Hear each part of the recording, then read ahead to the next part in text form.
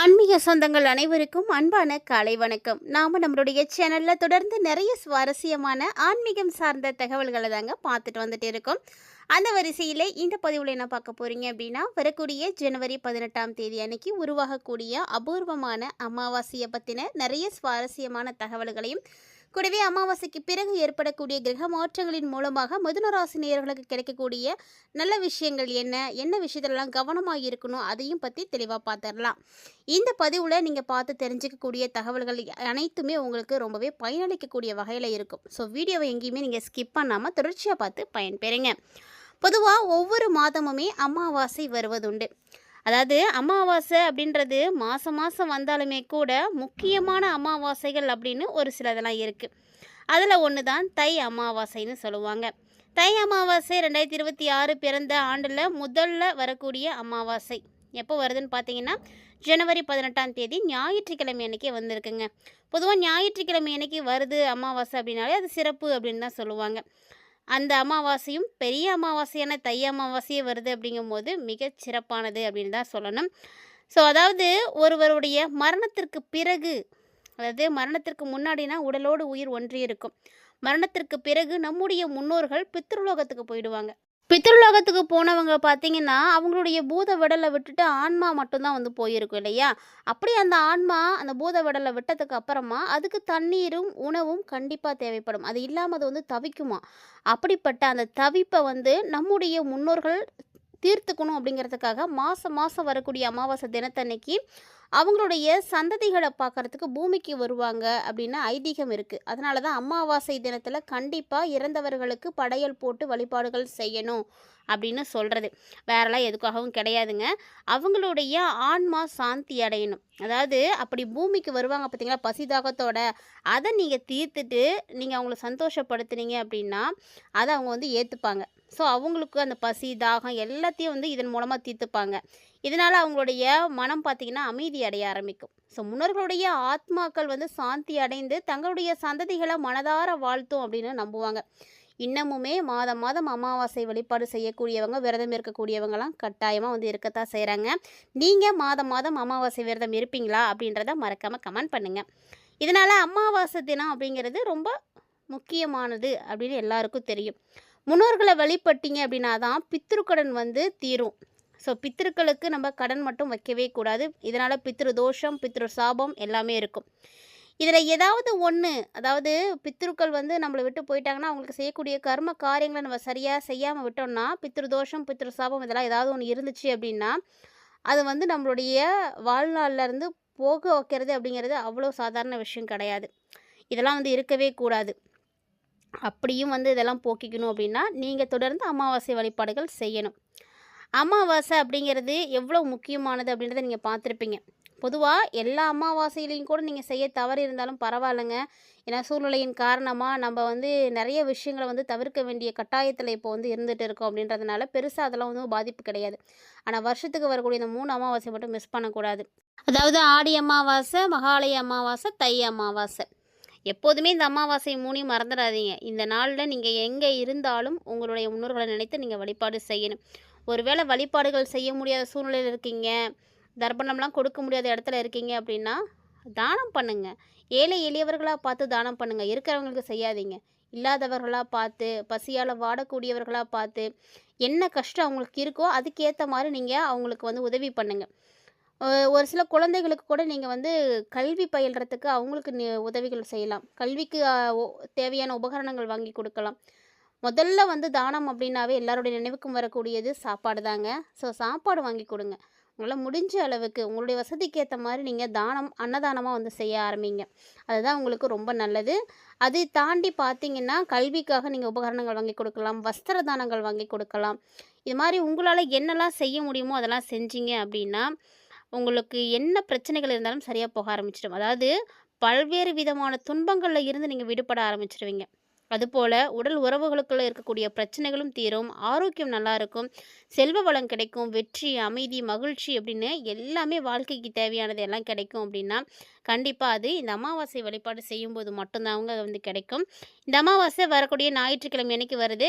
எப்போ திதி ஆரம்பமாகுது அப்படின்னு பார்த்தீங்கன்னா, காலையில 1 மணி 20 நிமிடத்துக்கு துவங்கி ஜனவரி 19ஆம் தேதி அதிகாலை 2 மணி 31 நிமிடம் வரைக்கும் அமாவாசை திதி இருக்கு.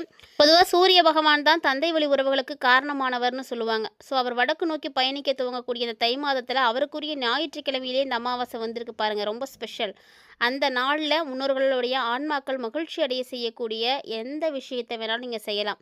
அதாவது ஒரு சிலருடைய குல வழக்கப்படி தர்ப்பணம் கொடுப்பாங்க, திலஹோமம் பண்ணுவாங்க, பிண்டதானம் பண்ணுவாங்க.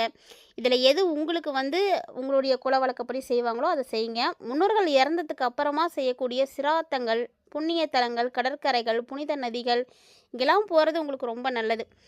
அதுவும் தை அமாவாசை நாளில் பலரும் பார்த்தீங்கன்னா காசி, ஹரித்வார், பிரக்யாராஜ் அந்த மாதிரி இடங்களுக்கெல்லாம் போவாங்க. ராமேஸ்வரம் போகிறது, கன்னியாகுமரி போகிறது, இந்த மாதிரி இடங்களுக்கெல்லாம் போய் வழிபாடுகள் செய்வாங்க, தர்ப்பணம் கொடுப்பாங்க. புனித தலங்களுக்கு அன்றைய நாளில் போகிறது பார்த்திங்கன்னா ரொம்ப நல்லது. இப்படியெல்லாம் எந்த விஷயத்தையுமே என்னால் செய்ய முடியல அப்படின்றவங்க நீங்கள் வீட்டில் இருந்து எள்ளும் தண்ணீரும் இறைக்கணும். எள்ளும் தண்ணீரும் இறைத்தீங்க அப்படின்னாலே போதும். இதனாலேயே உங்களுடைய முன்னோர்களுடைய ஆசையை உங்களால் முழுமையாக பெற முடியும். ஸோ எப்படியெல்லாம் வழிபாடு செஞ்சால் முன்னோர்களுடைய ஆசைகள் கிடைக்கும் அப்படின்றத நீங்கள் தெளிவாக பார்த்து தெரிஞ்சுட்டு இருந்திருப்பீங்கன்னு நினைக்கிறேன். இப்போது இந்த கிரக மாற்றங்களானது என்ன மாதிரியான பலன்களை மிதுன ராசி நேயர்களுக்கு கொடுக்க போகுது அப்படின்றத நம்ம பார்க்க போகிறோம். ஸோ ஏன்னா இந்த ஆண்டே பார்த்தீங்கன்னா மிதுன ராசி நேயர்களுக்கு உரிய ஆண்டாக தான் வந்து பிறந்திருக்கு. அதாவது மிதுன ராசிக்காரங்க தொட்டதெல்லாம் தொடங்கும். குறி வச்சிங்க அப்படின்னா தப்பவே தப்பாது. அந்த அளவுக்கு வந்து ஒரு சிறப்பான ஒரு வருடத்தில் நீங்கள் நுழைஞ்சிட்டீங்க. ஸோ இதுக்கு மேலே உங்களுக்கு நிறைய விஷயங்கள் நல்லா நடக்கும். படிப்படியாக முன்னேற்றத்தை தான் பார்க்க போகிறீங்க தவிர எந்த வகையிலும் உங்களுக்கு பாதிப்புகள் இருக்காது. ஏன்னா அந்த அளவுக்கு கிரக நிலைகள் வந்து ரொம்ப ஃபேவரபுளாக தான் இருக்குன்னே சொல்லணும். மிதனராசிக்காரர்களுக்கு பொறுத்த வரைக்கும் இந்த ஜனவரி மாதம் எப்படி இருக்குன்னா இன்னும் நல்லாவே இருக்குங்க. வருடமே வந்து உங்களுக்கு சூப்பராக தான் ஆரம்பிச்சிருக்கு. அப்படிங்கும்போது இந்த மாதம் மட்டும் எப்படி இருக்கும், ரொம்ப நல்லாயிருக்கும். ஏன்னா ஆரம்பத்திலே குருவும் புதனும் பரிவர்த்தனையாகி இருக்காங்க. ஸோ இதனால் உங்களுக்கு ரொம்ப நல்ல பலன் கிடைக்கும். அது மட்டும் இல்லாமல் இந்த மாதத்தில் அதுவும் முதல் 15 நாட்களுக்கு பார்த்திங்கன்னா சூரியன், சுக்கிரன், செவ்வாய், புதன் எல்லா கிரகங்களுமே குருவோட பார்வையில் 7வது இடத்துல வந்து இருக்க போகிறாங்க. ஸோ இதனால் உங்களுக்கு நட்பு, கூட்டு முயற்சி எல்லாமே வந்து பலிக்க ஆரம்பிக்கும். கௌரவம் கிடைக்கும், மதிப்பு கிடைக்கும், மரியாதை கிடைக்கும். ஸோ இந்த மாதிரி எல்லாமே வந்து உங்களுக்கு கிடைக்கக்கூடிய காலகட்டம். கண்டிப்பாக இதில் இன்னொரு விஷயம் என்னென்னா நீங்கள் செய்யக்கூடிய முயற்சிகள் எல்லாத்துக்கும் வெற்றி கிடைக்கும். நினைச்சதை சாதிக்கக்கூடிய ஒரு மாதம் அப்படிங்கும் பொழுது உங்களுடைய நினைப்பு எப்படி இருக்கணும், உங்களுடைய இலக்கு ரொம்ப ரொம்ப உயர்வாக இருக்கணும். அப்போ தான் அதை வந்து உங்களால் அடைய முடியும். ரொம்ப நாளாக முயற்சிகள் எடுத்து பலிக்காத விஷயங்களை எல்லாம் கூட நீங்கள் இப்போ முயற்சி பண்ணால் வெற்றி கிடைக்கும். அது மட்டும் இல்லாமல் உங்களுக்கு இந்த மாதம் ஏதாவது புதிய உறவுகள் கிடைக்கும். காதலில் தோல்வி அடைஞ்சிருக்கேன், திருமண வாழ்க்கையில் தோல்வி அடைஞ்சிருக்கேன், விவாகரத்து வரைக்கும் போயிருச்சு என்னுடைய வாழ்க்கை அப்படின்றவங்க கூட உறவில் பாதிப்புகளையும் பிரிவுகளையும் சந்தித்தவர்களுக்கு கூட இந்த மாதம் ஒரு நல்ல மாதமாக இருக்கும். ஸோ உங்களுடைய மனதுக்கு ஒரு மாற்றம் கிடைக்கும். கண்டிப்பாக நீங்கள் வந்து திரும்பவும் வந்து இணைந்து வாழக்கூடிய வாய்ப்புகள் நிறைய இருக்குது. அது மட்டும் இல்லாமல் மிதுன ராசிக்காரங்களுக்கு இந்த மாதத்தில் புதுசாக காதல் வாழ்க்கை ஆரம்பமாகறதுக்கான வாய்ப்புகள்லாம் இருக்குது.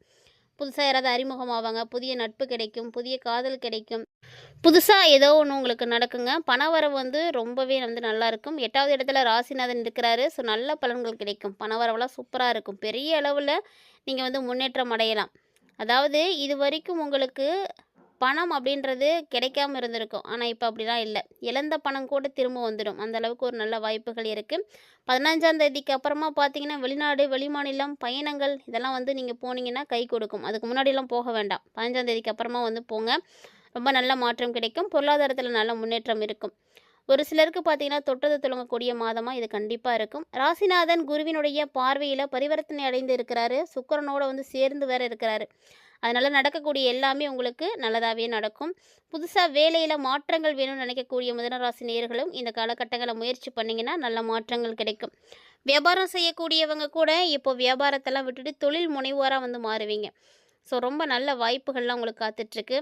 ஸோ விவசாய பெருமக்களாக நீங்கள் இருக்கீங்க, விவசாயம் தான் என்னுடைய தொழிலே பிரதானம் அப்படின்னா கூட நீங்கள் கவலைப்படாதீங்க. ஏன்னா அதிக அளவில் அதுலேயும் உங்களுக்கு நன்மைகள் தான் கிடைக்கும். யாருக்கும் கிடைக்குதோ இல்லையோ, ஆனால் மிதுனராசி நேயர்களுக்கு நிச்சயமாக வந்து கிடைக்கும். குடும்பத்தில் நல்ல மகிழ்ச்சி ஏற்படும். தொழிலாக இருக்கட்டும், வியாபாரமாக இருக்கட்டும், படிப்பாக இருக்கட்டும், எதுவாக இருந்தாலுமே நல்ல முன்னேற்றங்கள் உறுதியாக இருக்குது. ஸோ அதனால் நீங்கள் எடுத்து வைக்கக்கூடிய முயற்சிகள் நல்லபடியாக இருக்கணும். நிறைய முயற்சிகள் பண்ணுங்கள். பணவரவு சிறப்பாக கிடைக்கக்கூடிய இந்த ஒரு மாதம் எல்லாமே வந்து அமாவாசைக்கு அப்புறமா இன்னும் சிறப்பாகவே உங்களுக்கு வந்து இருக்கும். இந்த காலகட்டங்களில் மிதுன ராசி நேயர்கள் உங்களுக்கு பார்த்திங்கன்னா நிறைய வகைகளில் நல்லது நடக்கிறதுக்கு கிரக நிலைகள் ரொம்ப சாதகமாக இருக்குது. ஸோ அது மட்டும் இல்லாமல் இந்த டைமில் நீங்கள் என்ன விஷயங்களெல்லாம் செய்யணும் அப்படின்னு நினைக்கிறீங்களோ அதெல்லாம் வந்து கண்டிப்பாக வந்து செய்ய ஆரம்பிங்க. ஏன்னா கிரக நிலைகள் எப்போ ஒத்து போதோ அப்பயே வந்து ஸ்டார்ட் பண்ணிடணும். மற்றபடி நேரம் வந்து நமக்கு சாதகமாக இருக்கும்போது தான் பயன்படுத்தணும். அப்போ தான் நல்ல வெற்றிகள் கிடைக்கும். மிதுன ராசிக்காரங்க புதுசாக தொழில் தொடங்கலாமான்னு யோசிச்சிட்டே இருக்காதீங்க. தாராளமாக நீங்கள் தொடங்கலாம். நீங்கள் தொடங்குனீங்கன்னா அது உங்களுக்கு நல்ல வெற்றியை கிடைக்கும். நல்லபடியாக வந்து போகும். ஸோ எல்லாமே முயற்சி தான் காரணம். முயற்சி பண்ணாமல் இருக்கிற வரைக்கும் எதுவுமே நடக்காது. முயற்சி பண்ணி பாருங்கள். உங்களுக்கு வெற்றிகள் கண்டிப்பாக இருக்குது. இந்த பதிவில் மிதுன ராசி நேயர்களுக்கு அமாவாசைக்கு பிறகு ஏற்படக்கூடிய மாற்றங்கள் எப்படி இருக்கும் அப்படின்றத தெளிவாக பார்த்துருப்பீங்கன்னு நினைக்கிறேன். அதே போல் மிதுன ராசி நேயர்களில் யாராவது அமாவாசை தர்ப்பணம் கொடுக்கறது, இந்த கடமைகள் செய்யக்கூடிய இடத்துல யாரும் இருக்கீங்க அப்படின்னா கண்டிப்பாக அந்த கடமையை தவறாமல் செஞ்சுடுங்க. ஏன்னா ஆண்டினுடைய தொடக்கத்தில் வந்திருக்கக்கூடிய இந்த அமாவாசையை நீங்கள் வழிபாடு செய்துட்டு உங்களுடைய முன்னோர்களுடைய ஆசைகளை பெற்றுட்டு அதுக்கப்புறம் செஞ்சீங்க அப்படின்னா ரொம்ப சிறப்பாக இருக்கும். மறக்காமல் அதெல்லாம் ட்ரை பண்ணி பாருங்கள். வீடியோ பிடிச்சிருந்தது அப்படின்னா லைக் பண்ணி ஷேர் பண்ணுங்கள். மறக்காமல் கமெண்ட் பண்ணுங்கள். மேலும் இது போல மற்றும் ஒரு சுவாரஸ்யமான ஆன்மீக தலைப்பில் சந்திக்கலாம்.